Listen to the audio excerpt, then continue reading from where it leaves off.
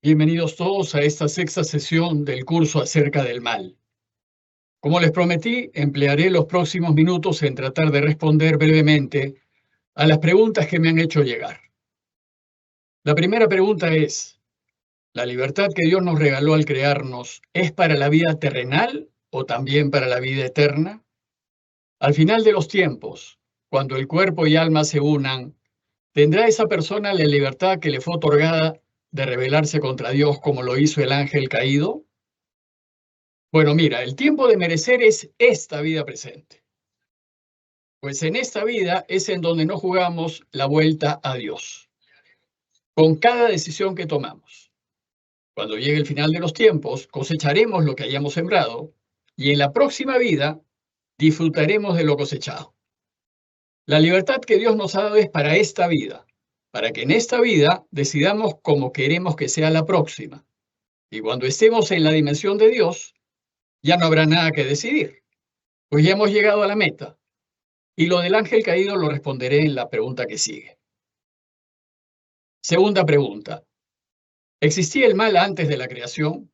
¿Cómo queda la tradición de la rebelión de los ángeles, ahora demonios, que son seres vivos espirituales? Bueno, mira, la rebelión de los ángeles es una leyenda judía que no se encuentra en el Antiguo Testamento y tampoco es una creencia cristiana. El Nuevo Testamento solo hace una brevísima referencia a esta historia, de hecho solo en la segunda carta de Pedro 2:4. Y ahí se refiere a la caída de los ángeles rebeldes. Apocalipsis 12, 7, 10 habla de una guerra celestial, pero Apocalipsis responde pues a su género literario, que es apocalíptico. Y esta guerra ocurrirá al final, y nada más. Esta historia de la rebelión de los ángeles lo único que hace es empujar el problema de Adán y Eva acerca de la existencia del mal a la dimensión angélica, pero no lo soluciona. Sinceramente, yo no me preocuparía mucho de estas leyendas. Muchísimo más importante es la decisión de los primeros hombres. Y en cuanto a la existencia del mal, lo que siempre ha existido es Dios. Él es el puro bien y Él llena todo lo creado, a menos que el hombre le pida que se aleje.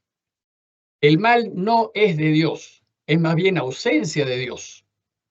Como veremos en la sesión de hoy, el mal aparece por causa del hombre y como vimos al final de la sesión anterior, antes de su decisión contra Dios, no había mal en el estado de paraíso.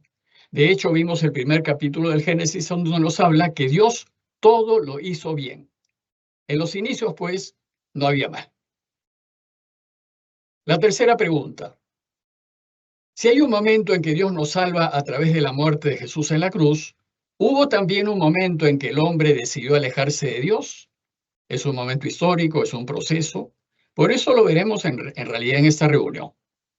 Primero debemos acordar que los animales no tienen libertad para elegir, no tienen libertad, porque no tienen un cuerpo espiritual. Solo reaccionan a sus necesidades básicas hasta satisfacerlas. Una vez que el león ha comido, pueden pasearse los venados delante de él y no le interesan porque ya comió. No sienten celos, ni envidias, ni afán de poseer.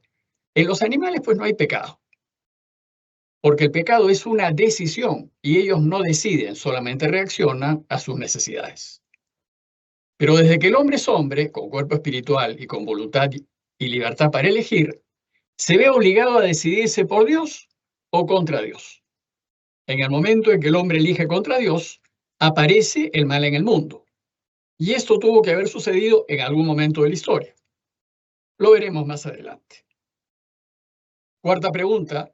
Si Dios ha creado todo bien, y si entonces el árbol de la ciencia del bien y del mal también era bueno, ¿cómo es que éste puede llevar a la muerte o a un desenlace que no es bueno?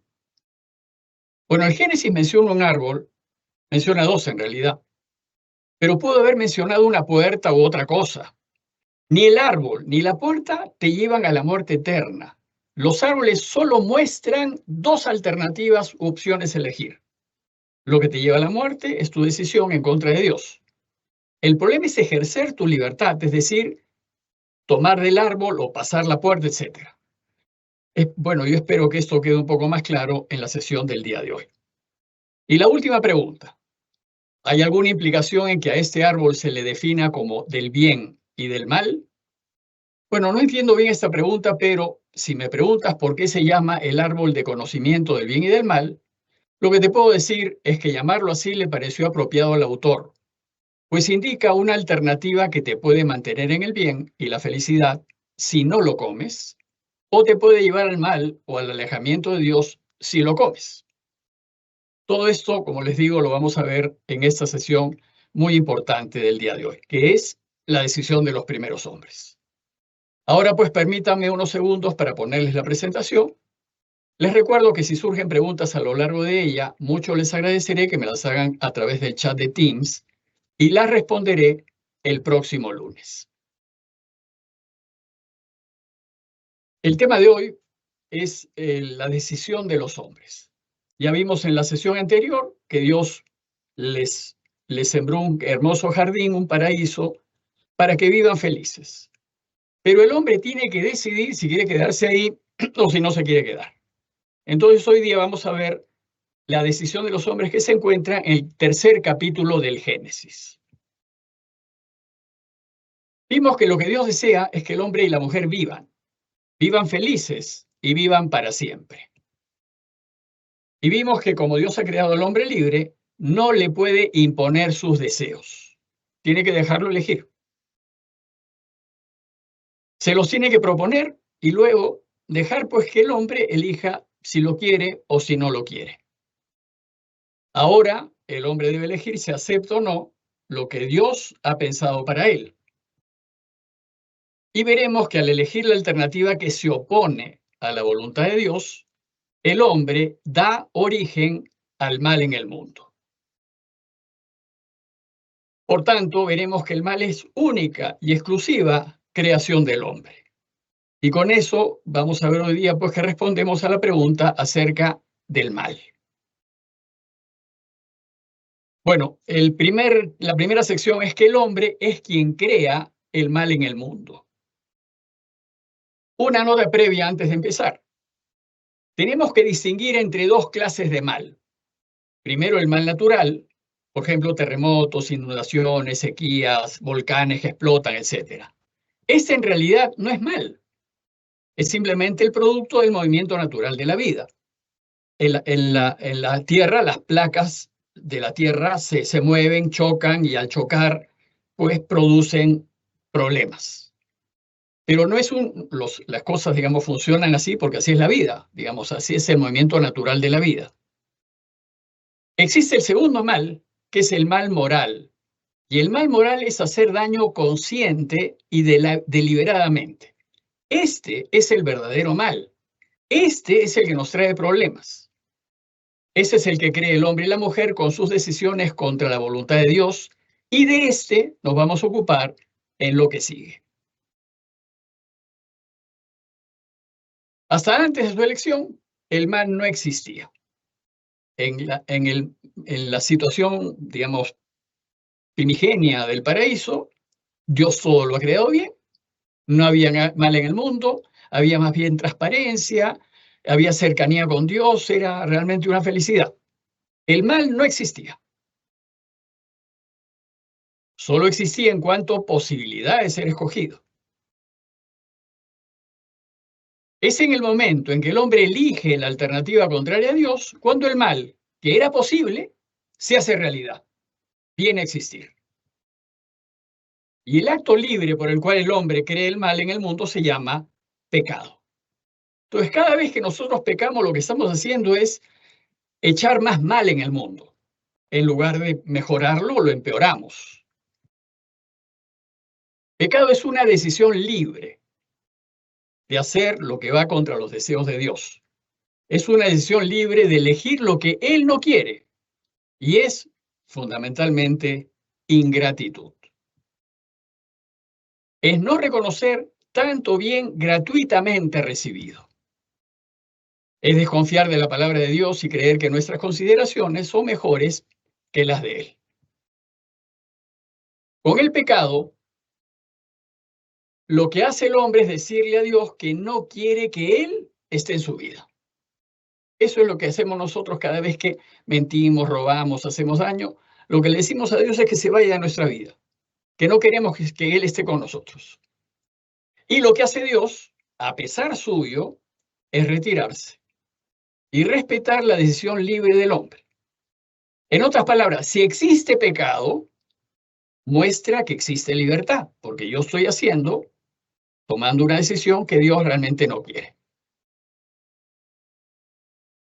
Pero Dios, al retirarse, crea un vacío de no Dios, porque se va. Entonces, al irse, deja un espacio de ausencia de Dios. Y a ese espacio de ausencia de Dios, o ausencia de bien, se le llama mal. Recuerden que dijimos en los inicios de este curso que el mal es ausencia de bien. Es como el frío, que es ausencia de calor, lo que en realidad existe es el calor. Cuando no hay calor, aparece el frío. Así como las tinieblas son ausencia de luz, lo que existe en realidad es la luz. Cuando se va la luz, aparecen las tinieblas. El mal es exactamente igual. El que existe es Dios, pero cuando nosotros echamos a Dios de nuestras vidas porque no queremos que esté con Él, que esté con nosotros porque elegimos hacer lo que Él no quiere, se va.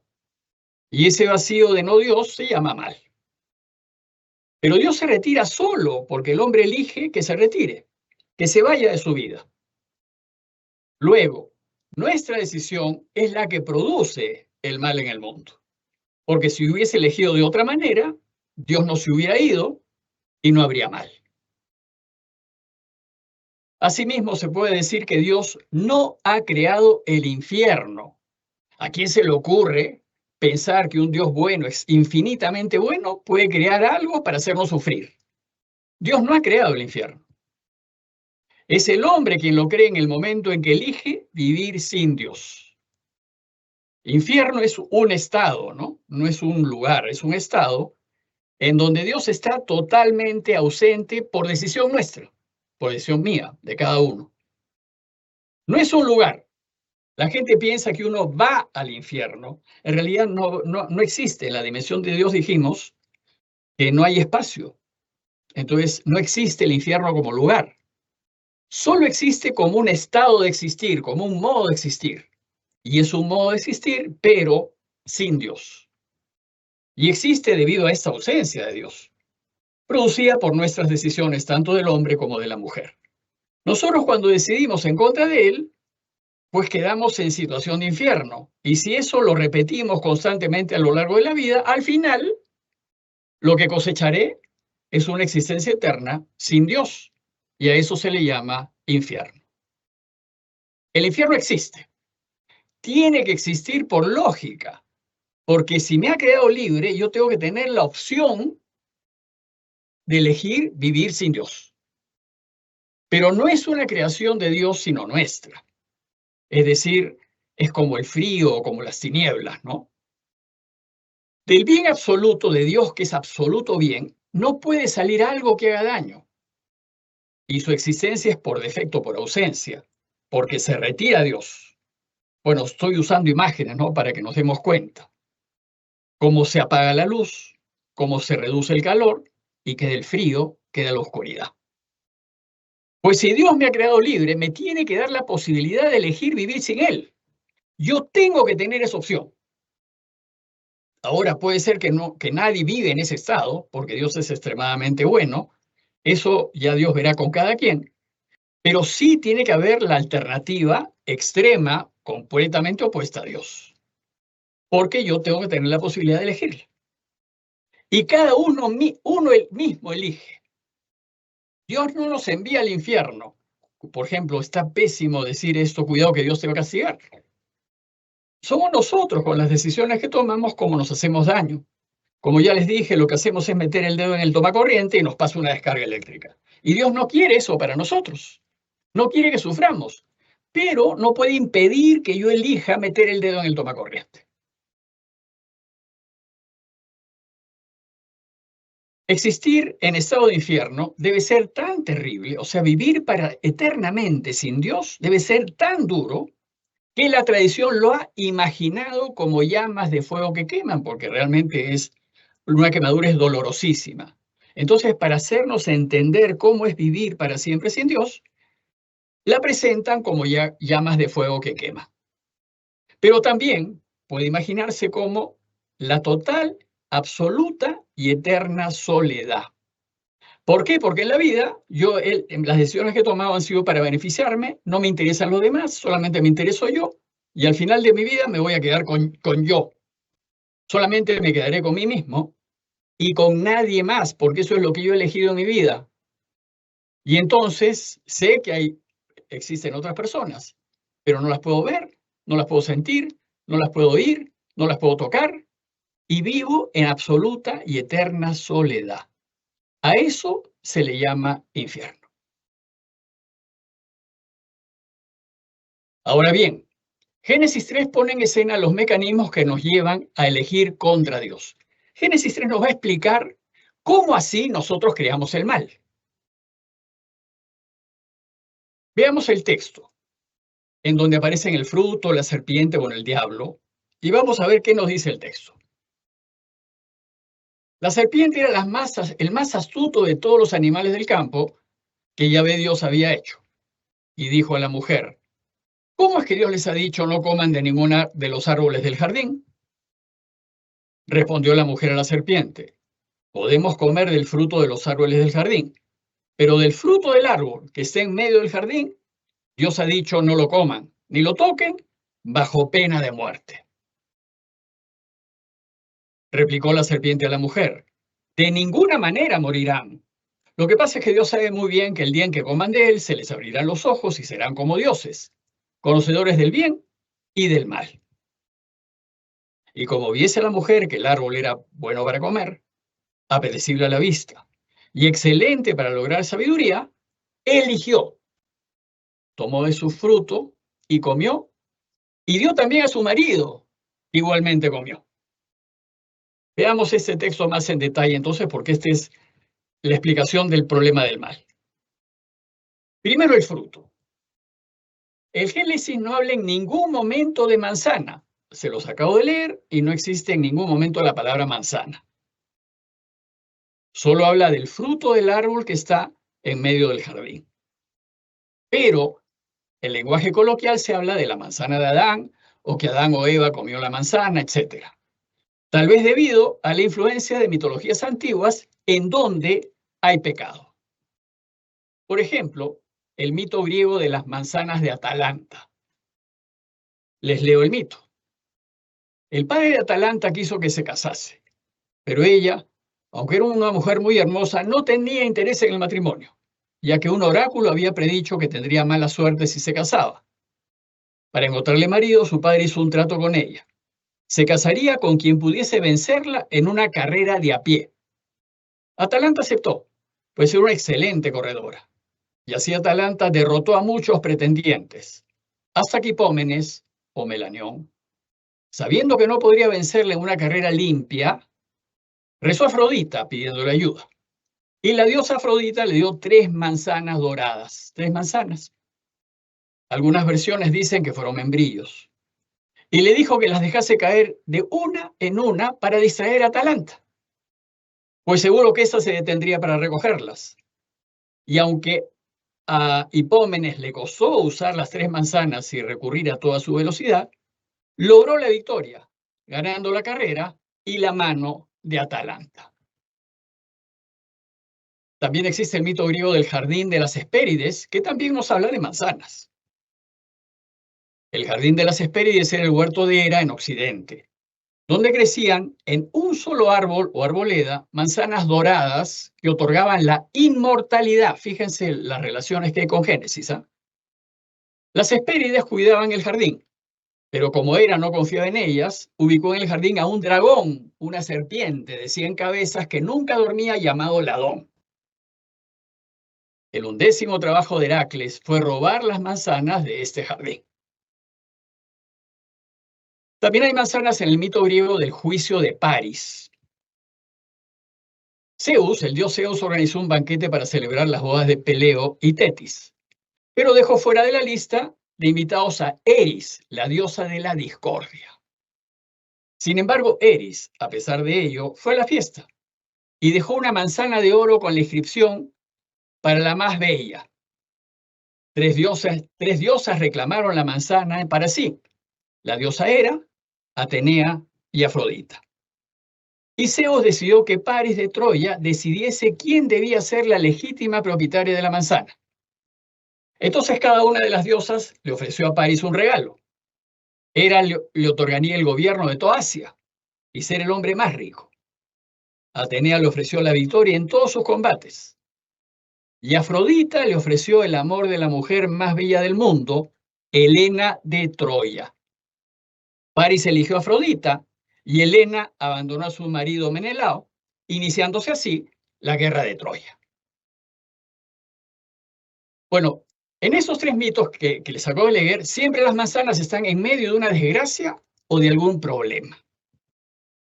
Tal vez esto llevó a pensar a que el fruto del árbol que está en medio del jardín fuesen manzanas. Pero también porque malus es un adjetivo descalificador o peyorativo, es malo en realidad, pero a su vez malus en latín antiguo es manzano. De hecho, tenemos en italiano que la palabra mela significa manzana. Bueno, pues el papel del fruto es simplemente reflejar las alternativas de elección que tiene el hombre. La elección del Génesis se reduce a escoger entre dos alternativas radicalmente opuestas. Lo que Dios quiere versus lo que Él no quiere. La alternativa que lleva la vida versus la que produce la muerte. La felicidad versus la desgracia. Es decir, por Dios o contra Dios. Representado en la alternativa no comer versus comer. Comer del fruto es irse del jardín. Yo elijo irme, si como me voy. Y no comer del fruto es quedarse. Y poder comer del otro árbol, el árbol de la inmortalidad. Veamos ahora la serpiente. La serpiente es un animal de campo, una criatura de Dios. Pues Dios creó toda sierpe del suelo de cada especie y vio Dios que estaba bien. Eso lo dice Génesis, en el capítulo 1 de Génesis. Creó las serpientes y vio Dios que estaba bien. O sea, la serpiente en realidad es una criatura buena. ¿Y por qué entonces en este relato aparece como una especie de mediadora del mal? Entre los egipcios, la serpiente era tenida como la opositora de los dioses. Se oponía al dios Sol durante la noche para impedir su aparición. Y en la mitología griega, la serpiente o el dragón cuida las manzanas de oro en el jardín de las Hespérides. Dice el mito, cuando Hera descubrió un día que las hijas de Atalante, las Hespérides, a quienes había confiado el árbol, estaban robando las manzanas, mandó al dragón Ladón, el eterno vigilante, que se enroscara al árbol para guardarlo. Cuando Heracles llegó al jardín de las Hespérides, le pidió a Atlante que le hiciese un favor, sacar 3 manzanas para llevársela a Euristeo. Y Atlante, o Atlas, el semidios Atlas, hubiese emprendido casi cualquier tarea con tal de obtener un respiro de 1 hora y dejar de cargar el globo celestial. Pero temía al Ladón, por lo que Heracles lo mató con una flecha. Hera, llorando la muerte del Ladón, colocó su imagen entre las estrellas formando la constelación de la serpiente. Tenemos el dibujo de Miguel Ángel en el techo de la Capilla Sixtina, en donde pintó una serpiente o un dragón enroscado en un árbol, que representa pues el relato que les acabo de leer del Génesis, que están Adán y Eva. Bueno, en la mitología mesopotámica tenemos la epopeya de Gilgamesh. Según este relato, Gilgamesh perdió la posibilidad de la inmortalidad por culpa de una serpiente, pues ésta le robó la planta de la vida. La epopeya nos cuenta que Gilgamesh, angustiado por la posibilidad de morir, conoce la existencia de una planta de vida, de inmortalidad, ¿no? Y parte en su búsqueda para ver si con ella lograba la inmortalidad. Una vez que encuentra la planta, la saca del abismo y procura llevársela a su ciudad. Después de un par de días de camino, Gilgamesh se detuvo y dice el texto. Vio una balsa de agua fresca, es decir, una poza de aguas frescas, bajó a ella para bañarse, pero una serpiente que sintió el olor de la planta, silenciosamente subió de la tierra y se llevó la planta. Inmediatamente se deshizo de su antigua piel. Aquel día Gilgamesh se quedó allí y lloró. A lo largo de su nariz corren las lágrimas. Miren la epopeya de Gilgamesh, que es muy antigua, ¿no? Así Gilgamesh, por culpa de la serpiente, perdió la posibilidad de la inmortalidad. Fíjense la semejanza con el texto del Génesis. Parece seguro que en el relato del Génesis hay un trasfondo mítico que ha sido trabajado por el autor yavista. Si recuerdan, mencioné brevemente la vez pasada que hay una hipótesis de trabajo en Biblia, la más conocida en realidad, aunque hay varias otras, en donde dice que el Génesis, especialmente el Pentateuco, ha pasado por 4 redacciones, por 4 manos o por 4 escuelas a lo largo de los siglos, desde que empezó por ahí por el siglo X hasta después del exilio de Babilonia. La más antigua, el original, era del autor yavista, y se le dice yavista porque es donde aparece Yahvé constantemente mencionado. El capítulo 3 se atribuye a la redacción yavista, así como el segundo. El primero, en cambio, se atribuye a la redacción sacerdotal, la última. La redacción yavista es la más antigua de las 4 corrientes o manos que parece ser intervinieron en la redacción del Génesis. Bueno, esa es una hipótesis, pero es la más extendida. Los rasgos míticos se hacen evidentes en el hecho de que la serpiente hable. No, nosotros tomamos la historia como si fuese real, histórica. Pero las serpientes sabemos que no hablan, pues. Entonces hay que entender que se trata de una enseñanza tipo fábula para que nosotros aprendamos cómo es que aparece el mal en el mundo y cómo somos engañados. Así como en las fábulas, en este texto lo importante no son los personajes ni lo que hacen, sino las enseñanzas que nos dejan. ¿Cuál pudo ser la razón para incluir a la serpiente en el relato bíblico? Primero, tal vez para enseñarnos que el pecado viene de fuera, que no viene del interior del hombre y que por lo tanto no es parte de su naturaleza. Vimos que el hombre fue creado bueno, y si elige ir en contra de Dios debe quedar claro que es él y no Dios el único responsable de tal decisión. Y segundo, puede también ser el recurso literario que usa el autor para proyectar nuestra reflexión personal hacia afuera, de manera que los lectores podamos entender. Es decir, hacer visible lo que pasa en nuestras mentes y corazones cuando estamos considerando una decisión importante. El diálogo con la serpiente lo que hace es reflejar, explicitar nuestro razonamiento interior. La serpiente va a ser el símbolo de la atracción que en nuestro interior se produce al considerar la alternativa de hacer lo contrario a la voluntad de Dios. Y la presencia de las tentaciones son una natural exigencia de nuestra libertad. Porque somos libres y podemos decidir, hay tentaciones. Por eso es que en el Padre Nuestro Jesús nos invita a pedir no caer en las tentaciones. Él no nos pide que pidamos no tener tentaciones, sino no caer en las tentaciones, o sea, elegir venciendo las tentaciones. El tercer componente es el diablo. Debido a que la serpiente refleja la atracción por la alternativa en donde no está Dios, la Escritura y la tradición cristiana siempre han visto en ella la representación del adversario, el enemigo de Dios, el diablo. De hecho, diabolos en griego significa calumniador, mentiroso, el que divide, desune. Eso significa diablo. Y Satanás, que es una palabra que viene del hebreo, significa enemigo, adversario. El diablo es la personificación del mal que creará el hombre cuando elija ir en contra de la voluntad de Dios. Es que es tan fuerte el mal que nosotros creamos que lo personalizamos, pues. Cuando el hombre elige el mal y lo haga existir, su creación será tan real y de tal calibre que ésta quedará personificada y activa al punto de influir en las decisiones que tomemos. Es decir, será una especie de fuerza de gravedad hacia el mal que te atraviesa el mal, como los agujeros negros en la física estelar, ¿no? Es un hecho que su acción o influencia afectará la vida de todos los hombres.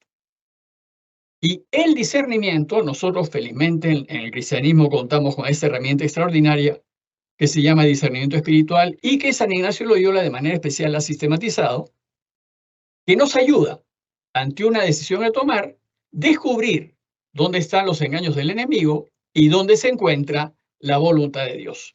Tengo un curso aquí en el mismo canal de YouTube acerca del discernimiento que lo pueden revisar. La tentación es la atracción que ejerce la alternativa que Dios no quiere. O también es la atracción que ejerce la alternativa que produce la muerte. La tentación en sí no es mala, es simplemente una atracción. Es más bien una demostración de que el hombre ha sido creado libre y que puede elegir por un lado o por el otro. Todos los hombres tenemos tentaciones. Jesús también, como perfecto y verdadero hombre que fue, también las tuvo. De hecho, los sinópticos, Mateo, Marcos y Lucas, agrupan las tentaciones de Jesús al inicio. Pero Jesús tuvo tentaciones durante toda su vida.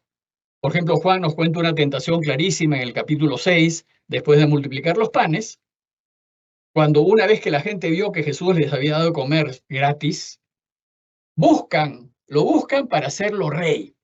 Jesús fue tentado al poder, a hacerse rey, y ha podido, en realidad, porque tenía el apoyo de la gente, hacerse rey. Pero a Jesús no le interesó el poder y simplemente se retiró. Lo malo no es tener tentaciones, sino caer en ellas, elegir el camino equivocado. Por eso Jesús nos invita a pedir que nos ayudes a no caer en la tentación en la oración del Padre Nuestro.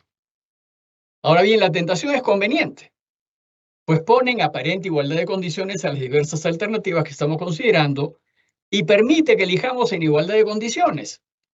Porque si yo tengo el bien positivo, yo tengo que balancear eso con una tentación que me dice, no, mira, en realidad no es tan bien. Entonces yo tengo finalmente que elegir confiando en Dios. ¿Qué me dice Dios?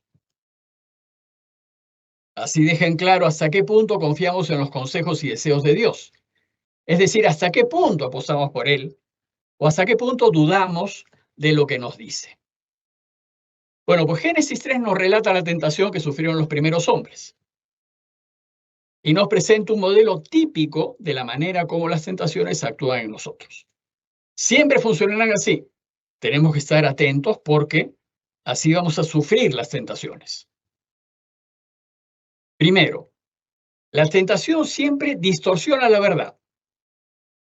O sea, la pone en duda. Se va a presentar en forma tortuosa, sinuosa, esquiva, como una serpiente en realidad, alterando los hechos a fin de que elijamos equivocadamente. La tentación falsea claramente los deseos divinos y nos hace ver solo parcialmente. Entonces, como no podemos ver completamente, vamos a elegir de una parte. ¿Cómo es que Dios les ha dicho, dice la serpiente en ese relato, cómo les ha dicho no coman de ninguno de los árboles del jardín? Bueno, sabemos que la mujer se da cuenta de que esa no era precisamente la verdad y corrige a la serpiente diciendo, podemos comer del fruto de los árboles del jardín, pero del fruto del árbol que está en medio del jardín, Dios ha dicho no coman de él ni lo toquen bajo pena de muerte. Bueno, ya vimos esto en la sesión anterior, que bajo pena de muerte es en realidad una advertencia. No metas el dedo en el tomacorriente porque te va a pasar una descarga eléctrica. Dios no te está castigando, no te amenaza con la muerte, te está advirtiendo que si tú eliges mal, te va a ir mal. Eso es lo que está pasando. La tentación busca hacernos mirar equivocadamente los hechos, y si no estamos atentos, no vamos a ser capaces de ver el objeto como en realidad es. Cuando una alternativa nos sienta, nuestra reflexión trata las falsas razones que nos propone el enemigo con el peso de los verdaderos argumentos y vamos a darle la razón y vamos a elegir mal. Y finalmente nos pasará una descarga eléctrica. Segundo, la tentación se presenta con apariencia de bien, como lobos con piel de oveja. Parece que son ovejas, pero no son ovejas. La tentación resalta lo aparentemente bueno de su propuesta y desprestigia la alternativa de Dios. En su afán por presentar en forma atractiva la alternativa en donde no está Dios, la tentación apela al fin para el cual hemos sido creados, es decir, volver a Dios, divinizarnos, ser semejantes a Él, ser como dioses. Y eso es lo que va a subrayar la serpiente. De ninguna manera morirán. Es que Dios sabe muy bien que el día en que coman de Él, se les abrirán los ojos y serán como dioses, conocedores del bien y del mal. Todo eso sucede en la cabeza de la mujer. Y la tentación, el enemigo, pues trata de hacernos ver el lado aparentemente bueno, porque seremos como dioses, pero en realidad lo que está insinuando es que es bueno meter el dedo en el toma corriente. Bueno, pues ese es el argumento decisivo. Si comemos del fruto prohibido, se nos abrirán los ojos, conoceremos todo y seremos como dioses, conocedores del bien y del mal. Y tercero, apela al orgullo humano y la razón se ciega a las consecuencias negativas, o sea, no quiere ver. De ninguna manera morirán. Y así con la racionalización y la autojustificación, el pecado se va afianzando y tomando cuerpo en contra de los consejos y sugerencias de Dios. El pecado madura en nuestras mentes y corazones con apariencia de bien. Y si nos dejamos envolver por la tentación, terminaremos por concluir que la alternativa contraria a Dios es la correcta. Al final de su reflexión, la mujer va a ver que la alternativa de comer no parece tan mala como dice Dios. Y como viese la mujer que el árbol era bueno para comer, apetecible a la vista y excelente para lograr sabiduría, estos son las tres tentaciones básicas que tenemos todos, ¿no? Lo bueno para comer resume nuestro deseo de poseer, de tener, de acumular, de seguridad, de bienestar, eso es el bueno para comer. Segundo, lo apetecible a la vista resalta nuestra atracción por la apariencia, la vanidad, la fama, los honores, el qué dirán, ¿no? Apetecible a la vista, agradable a la vista en realidad. Y lo tercero es el logro de la sabiduría. El que lo sabe todo tiene todo el poder. Recoge pues nuestro deseo de orgullo, de soberbia, de dominio, de control y de poder. Para San Ignacio de Loyola estos son los tres escalones que nos llevan a la destrucción. Los bienes, a querer tener bienes, querer siempre estar al centro de todo, la fama, los honores, los aplausos y buscar el poder. Y todos lo vamos a buscar en los campos en los que estemos. Porque poder tiene la que tiene la llave de la puerta, esa tiene poder. Porque deja entrar o no deja entrar. Eso es lo que nos ofrece el mundo. Bienes, fama y poder. Y es lo que nos lleva a separarnos de Dios y a elegir nuestros propios caminos. Entonces, ¿cuál es la decisión? Después de estas consideraciones, el pecado que se concreta en una decisión. La mujer tomó de su fruto y comió. Y dio también a su marido que igualmente comió.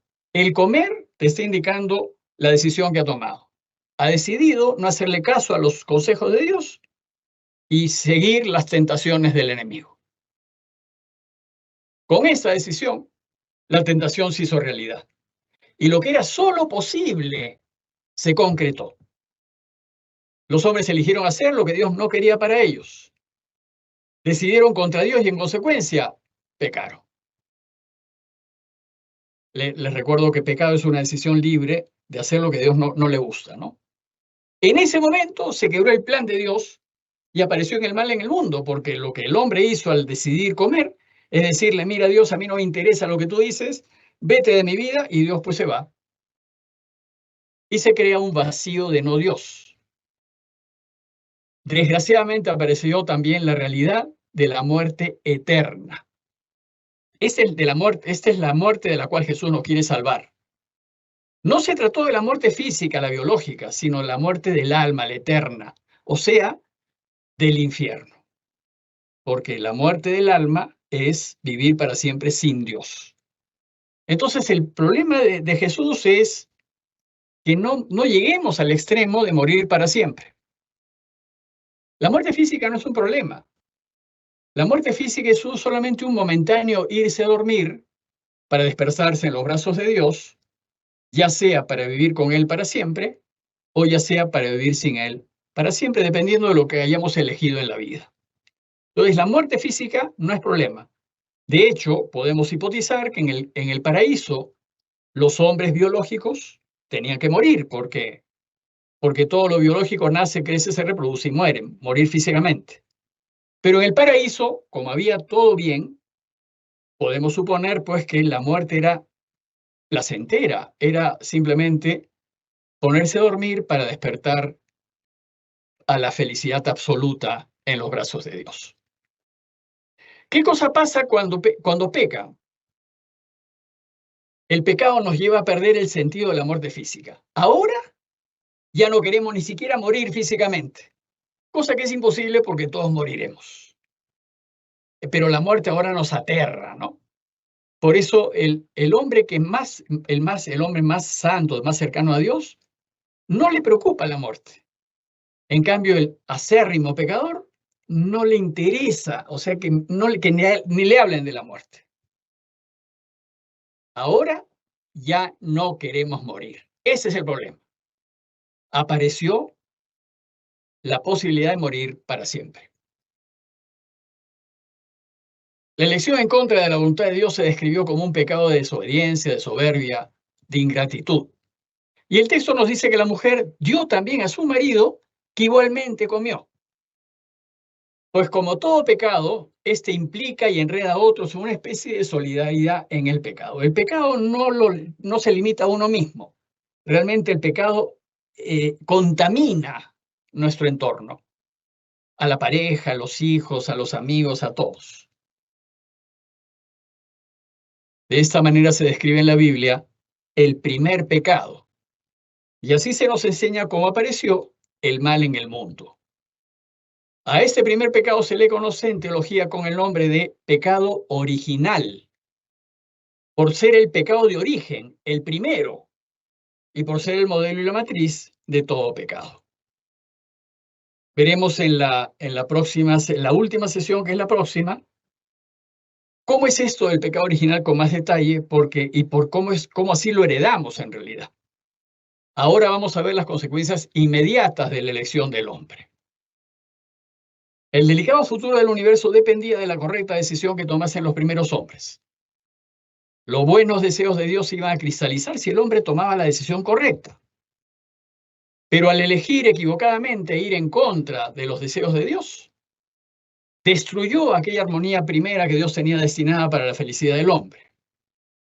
Y las consecuencias fueron nefastas. Primero, la vergüenza. Aparece la vergüenza. Antes, si ustedes recuerdan cómo terminó el capítulo 2, el hombre y la mujer estaban desnudos y no se avergonzaban el uno del otro. La total transparencia, no había nada oculto, no había nada secreto, no había nada que esconder. Entonces dice el texto que se les abrieron a ambos los ojos y se dieron cuenta que estaban desnudos. Y cosiendo hojas de higuera, se hicieron unos ceñidores. Al hacerse conocedores del bien y del mal, abren los ojos a la triste experiencia del pecado. Una experiencia que los avergüenza, cosa que era imposible antes del primer pecado. Segundo, se rompe la relación con Dios y el hombre empieza a temerle. Aparece el miedo. Oyeron luego el ruido de los pasos de Yahvé, que se paseaba por el jardín a la hora de la brisa, y el hombre y su mujer se ocultaron a la vista de Yahvé Dios por entre los árboles del jardín. Yahvé Dios llamó al hombre y le dijo, ¿dónde estás? Este contestó, te oí andar por el jardín y tuve miedo porque estoy desnudo. Por eso me escondí. Él replicó, ¿y quién te ha hecho ver que estabas desnudo? ¿Acaso has comido del árbol que te prohibí comer? En el relato, Dios se acerca al hombre y lo llama, pero este se esconde. Tiene miedo de quedar desnudo ante Dios porque se ha descubierto pecador.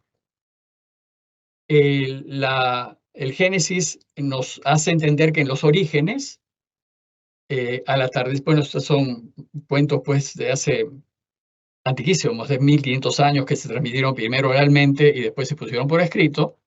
La idea de que Dios era casi antropomórfico, casi hombre en realidad, que al caer al sol por la tarde se paseaba a tomar el fresco del atardecer y jugaba con los hombres y se juntaba con ellos, etc. En fin, esa es la imagen que tenían ellos. Antes Dios compartía el jardín con el hombre, eran amigos y descansaban juntos el calor del día. Ahora, a causa de su pecado, los hombres temen a Dios y se ocultan de él. Pero aunque el hombre se esconda, el pecado nunca queda oculto ante Dios. Y en tercer lugar, se rompen todas las demás relaciones. Dijo el hombre, la mujer que me diste por compañera me dio el árbol y comí. Dijo pues Yahvé Dios a la mujer, ¿y por qué lo has hecho? Y la mujer contestó, la serpiente me sedujo y comí. Acá se pelean todos. El hombre acusa a la mujer acusa a la serpiente. Y finalmente todos acusan a Dios, porque Él creó. La tercera manifestación del desorden que produce el pecado es la traición y ruptura de la solidaridad entre los hombres. El hombre acusa a la mujer me dio, ella es la culpable. O sea, el hombre se lava las manos, no tiene nada que ver con eso. Detrás se nota un reproche a Dios mismo. En realidad, Adán le dice a Dios, en realidad tú tienes la culpa por habérmela dado. Si no lo hubieses creado, no hubiera pasado nada. Y el pecado hace que el hombre también rompa con toda la creación. La mujer dice, la serpiente que tú creaste me sedujo y comí.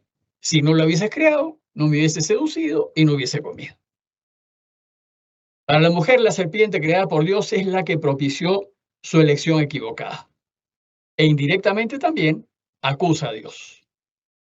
Hoy también el hombre le echa la culpa a Dios de todas sus desgracias, sin caer en cuenta que gran parte de ellas, si no todas, son fruto de sus decisiones equivocadas. Somos nosotros los que metemos el dedo en el tomacorriente y somos nosotros los que recibimos la descarga eléctrica. Pero no es un castigo de Dios, pero le tendemos a echar la culpa a Él. ¿Cómo permites que pase esto? Bueno, antes de hacer esto, pregúntate qué decisiones has tomado. Tus decisiones son meter el dedo en el tomacorriente y bueno, te está pasando la descarga eléctrica natural de ir en contra de lo que no se debe hacer. El resultado, el hombre pierde su amistad con Dios, deja de ser hijo, rompe su hermandad con los demás hombres convirtiéndose en lobo para el hombre, deja de ser hermano y se hace esclavo de todo lo creado, deja de ser señor de la creación. Ahora los bienes nos poseen en lugar de ser lo contrario. Si Adán y Eva, que es el hombre, es decir, todo hombre o mujer, entonces su pecado también es el pecado de todo hombre y mujer, es el pecado del mundo. Y cada uno de nuestros pecados participa de ese pecado de Adán y Eva. Lo aumenta, le da consistencia. Nosotros con nuestros pecados tiramos más barro al mal en realidad. En realidad creamos, mantenemos el mal en el mundo. Por eso es que Jesús es tan insistente en pedirnos cortar pecado radicalmente. No podemos pecar, no podemos hacerlo. El autor quiere dejar en claro que aunque el mal es creación del hombre, el mal no es propio del hombre, no pertenece a su naturaleza. Más bien el mal se va a convertir en enemigo del hombre. Entonces Yahvé dijo a la serpiente, por haber hecho esto, maldita seas entre todas las bestias y entre todos los animales del campo. Sobre tu vientre caminarás y polvo comerás todos los días de tu vida.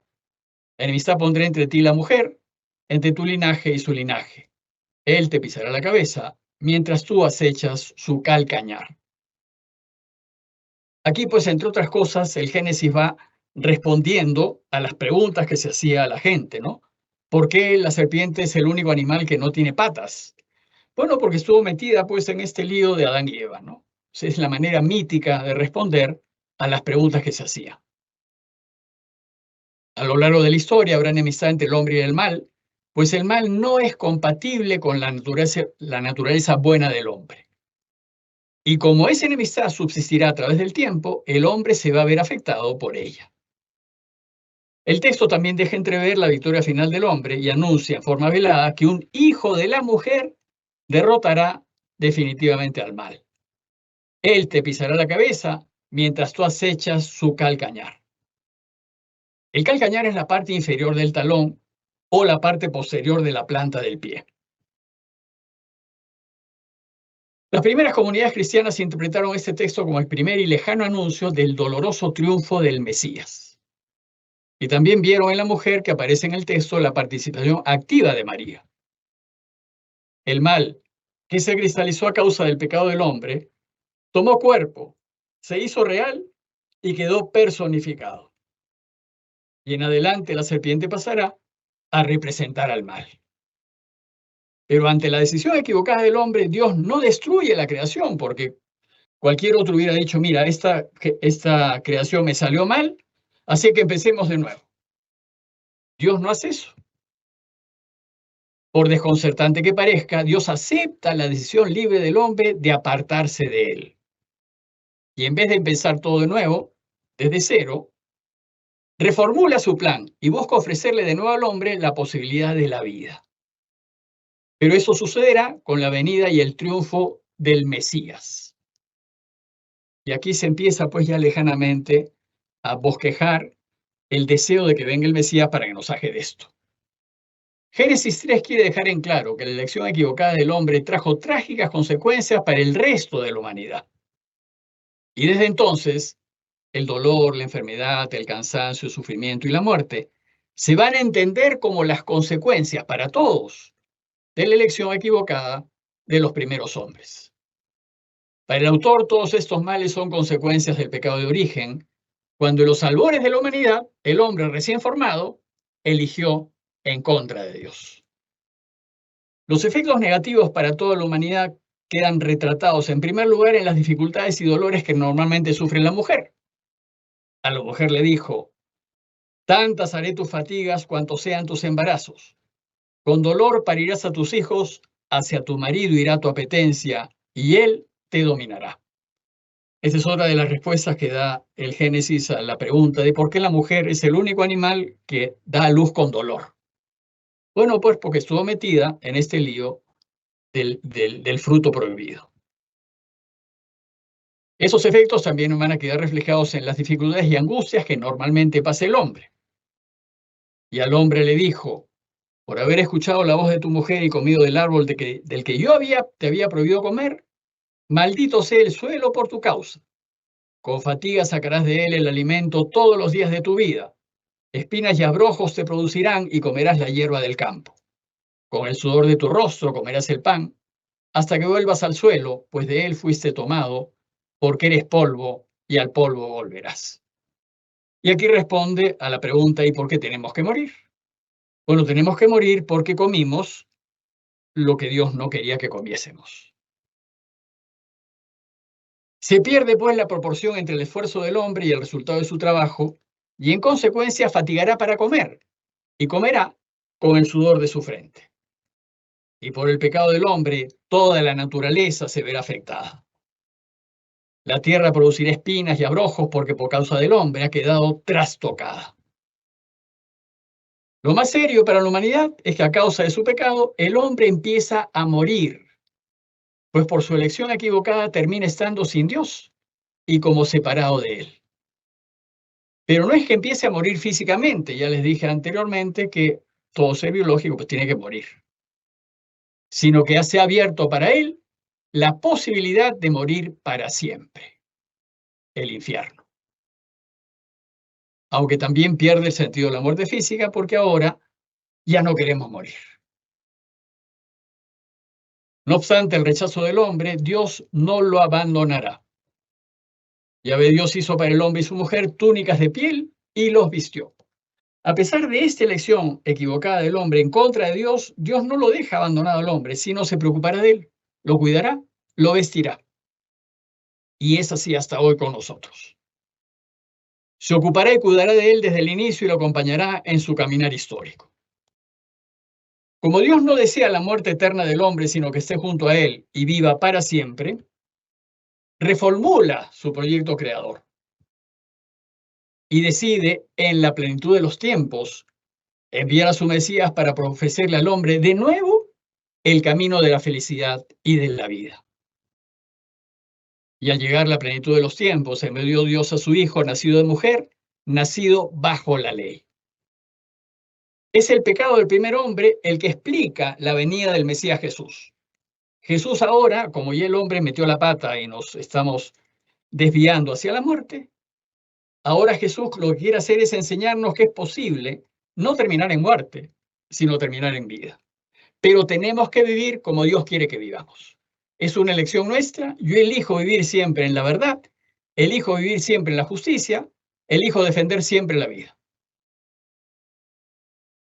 Jesús nos enseña el camino que nos lleva a la vida. Y si lo caminamos, viviremos para siempre con Dios. Bueno, amigos, hemos llegado al final de esta sexta sesión del curso acerca del mal. Nos queda una sesión más, la última. El lunes que viene veremos las consecuencias históricas de la decisión que tomaron los primeros hombres. Deseo agradecer muchísimo a todos los que nos han venido ayudando discretamente y ayudando materialmente. Como saben, los trabajos como este que hago son difíciles de financiar porque la necesidad espiritual no se ve. Y por tanto, este trabajo no suele recibir ayudas económicas. Y es algo que ciertamente necesitamos. Si desean hacer alguna donación voluntaria para ayudarnos, les dejo la información que necesitan y desde ya les agradezco su generosidad. Nos vemos entonces el próximo lunes. Que Dios los acompañe y muchas gracias.